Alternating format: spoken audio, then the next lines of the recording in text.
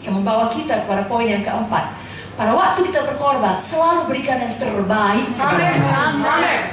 Hana, setelah dia bernazar, dia membayar nazarnya kepada Tuhan.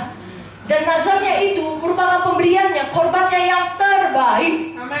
Jadi anak yang sangat dikasihinya, yang sudah lama didoakannya, yang sudah lama dirindukannya, itu yang dilepaskannya. Sama seperti Abraham, sudah lama menunggu Ishak, Tuhan bilang kasih, dia kasih. Tuhan tahu hati kita. Amin. Kalau saudara baca dalam 1 Samuel 1 ayat 22-28, di situ jelas bagaimana Hana membawa Samuel kepada Eli dan menyerahkannya untuk menjadi hamba Tuhan. Kerap kali anak-anak Tuhan tidak menyala lagi. Karena selama ini pun di dalam pengikutannya kepada Tuhan memang masih menabur, tapi asal-asal saja. Ada waktu yang tersisa, itu yang dikasih untuk Tuhan.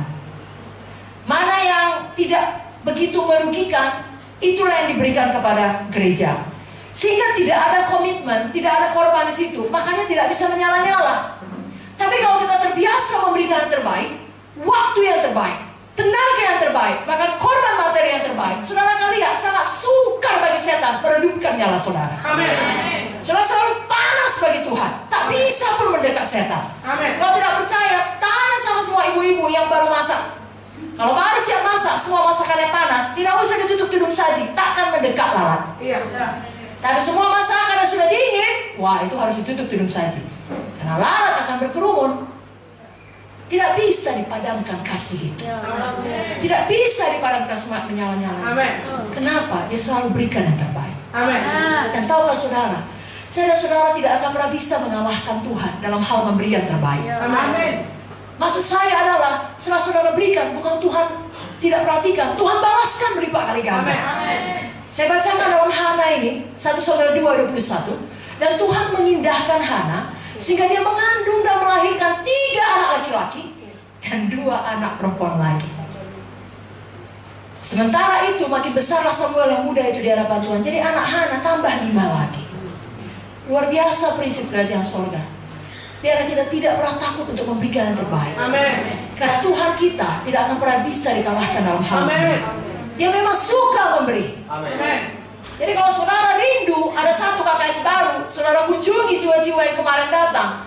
Saudaraku, saya yakin waktu saudara berikan yang terbaik, jangankan 1 KKS baru, 5 KKS baru pun Tuhan berikan pada saudara. Kalau kita terus setia pada perkara kecil, akan Tuhan berikan perkara besar. 5 cabang baru pun Tuhan berikan. Keluar dari lubuk lingkau ini. Haleluya. Lebih kuat lagi katakan amin. Dalam Lukas 6 ayat 38 dikatakan, berilah dan kamu akan diberi. Satu takaran yang baik, yang dipadatkan, yang digoncang dan yang tumpah keluar, akan dicurahkan ke dalam ribaanmu. Sebab ukuran yang kamu pakai untuk mengukur akan diukurkan kepadamu. Hana membawa ukuran yang sangat baik. Dia berikan yang terbaik, memberikan lebih dari yang pernah dipikirkan. Mari kita teladani. Yang kelima pada hari ini, poin yang terakhir, mari kita menolong anak-anak rohani yang telah Tuhan percayakan untuk betul-betul menjadi murid Tuhan yang setia.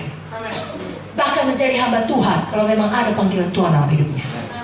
Karena inilah yang dilakukan oleh Hana. Jadi dengan kata lain, kita muridkan terus jiwa-jiwa, sehingga murid kita itu bisa memuridkan orang lain lagi, bisa memuridkan orang lain lagi. Dalam 2 Timotius 2 ayat 2 dikatakan, apa yang telah engkau dengar daripadaku di depan banyak saksi, percayakanlah itu kepada orang-orang yang dapat dipercayai, yang juga cakap mengajar orang lain. Hana setelah mendapatkan Samuel, dia serahkan Samuel menjadi hamba Tuhan.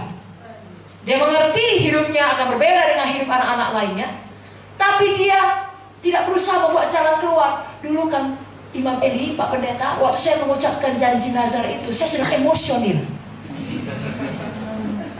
Setelah saya pikir-pikir, sebaiknya Samuel ini jadi sisinyur atau dosen, maksudnya insinyur atau dokter. Janganlah jadi pandita. Jadi tidak jadi ya Imam Eli. Tidak, dia tidak buat jalan keluar ya, tidak membawa alasan. Justru dia dukung Samuel. Dapat kita baca dalam 1 Samuel 2 ayat 19. Setiap tahun ibunya membuatkan dia jubah kecil dan membawa jubah itu kepadanya apabila ia bersama-sama suaminya pergi mempersembahkan korban sembelihan tahunan. Jadi Hana membuatkan pakaian yang bisa dipakai Samuel dalam pelayanannya. Dengan kata lain, kita dukung, kita muridkan supaya bertumbuh menjadi dewasa rohani, bisa memberikan orang lain. Semua kita suka melayani. Baik laki-laki, baik perempuan. Dan kita suka keluarga badani kita melayani Tuhan. Sesuai dengan panggilan dan tempatnya masing-masing. Apalagi anak-anak rohani, murid-murid rohani. Kita mau mereka melayani Tuhan. Amin, saudara. Hana setelah dia mendapatkan Samuel, dia terus pergi ke rumah Tuhan. Dengan kata lain, dia terus menyala-nyala. Kita pun kalau sudah menang KKR Natal ini terus menyala. Seperti dikatakan tadi, ada KKR Paskah menunggu. Ada banyak jiwa-jiwa di Lubuk Linggau, di Sumbaksel, semuanya menunggu saudara. Saya bacakan mengenai Hana dalam 1 Samuel 2 ayat 1. Lalu berdoalah Hana, katanya, hatiku bersukaria karena Tuhan, tanduk kekuatanku ditinggikan oleh Tuhan. Mulutku mencemoohkan musuhku, sebab aku bersukacita karena pertolonganmu. Dan kalau saudara baca terus ayat 2, ayat 3 sampai ayat 10, terus ada puji-pujian. Inilah yang harus kita lakukan setelah kita memiliki anak rohani. Kita dukung anak tersebut menjadi murid Tuhan yang dapat memberikan orang lain lagi. Untuk itu kita sendiri harus penuh pujian kepada Tuhan. Harus penuh persekutuan dengan Tuhan. Harus nantiasa penuh Roh Kudus. Dengan kata lain, bisa ditemukan di dalam rumah Tuhan. Bisa didapati sedang melayani Tuhan. Tetap setia. Sekali lagi, tetap setia. Amsal 19 ayat 22 mengatakan, sifat yang diinginkan pada seseorang ialah kesetiaannya. Amsal 20 ayat 6 berkata, banyak orang menyebut dirinya baik hati, tetapi orang yang setia, siapakah mendapatkannya? Tuhan mendapatkannya di GKI Lubuk Linggau. Jangan ada kita yang dapat dihentikan.